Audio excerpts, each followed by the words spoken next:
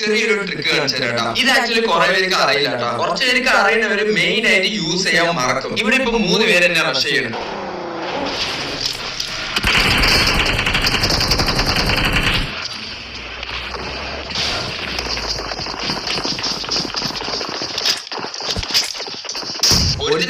ബാക്കി 2 പേരും കൂടി ഉണ്ട്. ബാക്കി 2 പേര് സീൻ റഷായിരുന്നു. ഞാൻ വോൾട്ട് ഒന്ന് കുക്ക് ചെയ്തുള്ളൂ. അവൻ ഡയറക്റ്റ് അണ്ണാക്കില് റഷ്.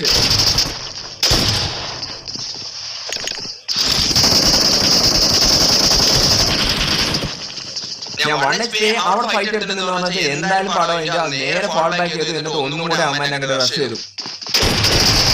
ഇനി ലാസ്റ്റ് മാൻ